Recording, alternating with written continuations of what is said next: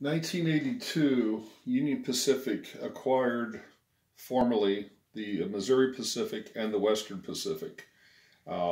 In this somewhat fictional version of these events, it's about 1981, and UP is looking at purchasing the Southern Railroad.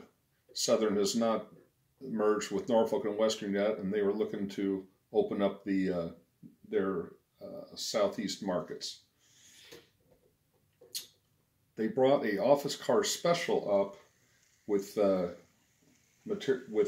office cars from each railroad,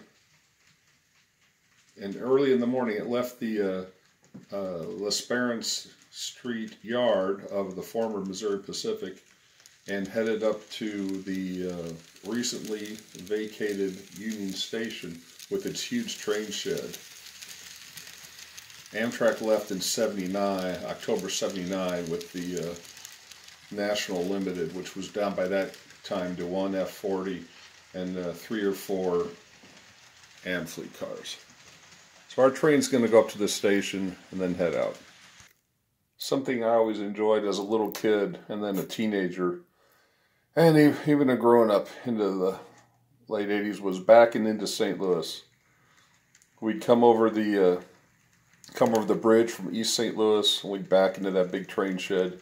He climbed high over the Mississippi River on the MacArthur Bridge. UP's trains still do that every day. We're backing into that huge train shed there.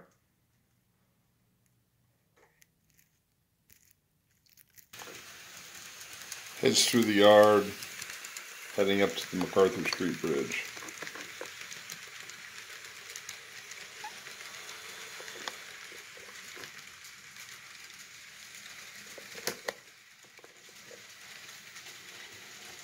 Freight traffic just keeps on moving. Once they got out of the slums of East St. Louis, they headed out towards central Illinois. Hope they get that generator fixed on the UP car. Came back through St. Louis, and they were going to head out to the west and go up the former Missouri Pacific line out through Kirkwood. Getting a run for Kirkwood Hill, which still to this day brings coal trains to their knees, especially in crummy winter weather.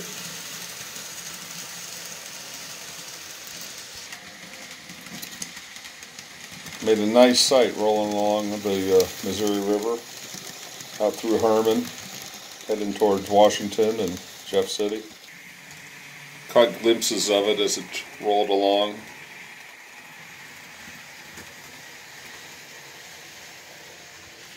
Central Missouri isn't mountainous, but there's some good hills and there's some good cuts through the limestone. The grades weren't terribly taxing, but it did have to get some slow orders as it went through the rock cuts.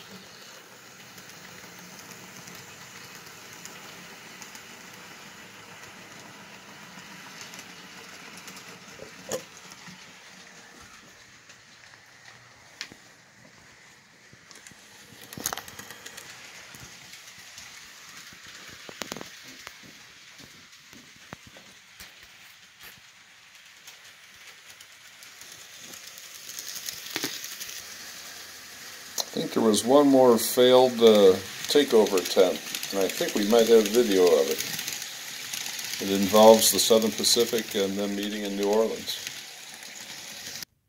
So in the 70s, Southern Pacific, they were casting about, in the 80s they ended up looking for Santa Fe. They even painted some of their locomotives into the Kodachrome paint scheme.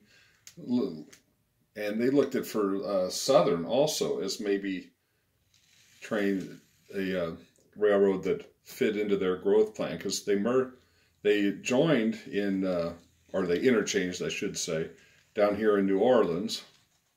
Looks amazingly like the St. Louis yard and the Portland yard. But they also ran a office car special touring each other's railroads. Well, SP didn't have any decent or hadn't had passenger power since the early 70s when Amtrak leased their SDP 45s. But they found, they rooted around the yard, they found a nice SD40T and threw that on as their contribution to the motive power. Southern pulled out one of their E8s from the Southern Crescent pool, and they left the Crescent City.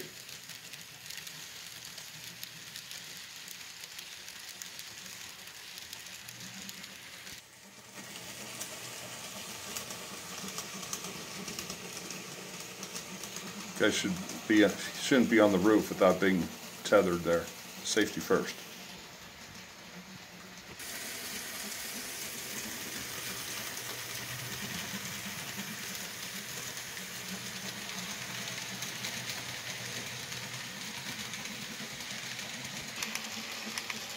SP must have gotten a hold of the city of Portland and borrowed the daylight rounded observation car.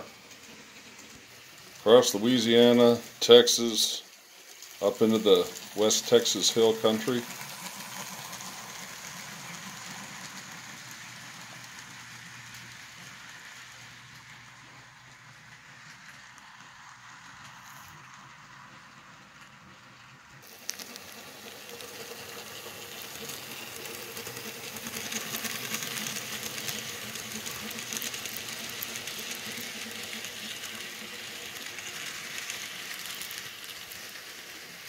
SP still had some old units on the property, RS11 and an SD9 here.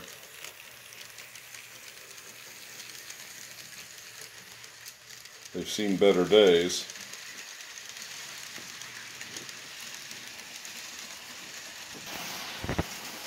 Made for a neat looking train though. You hadn't seen SP passenger power since the Coast Starlight of like 1972, 73.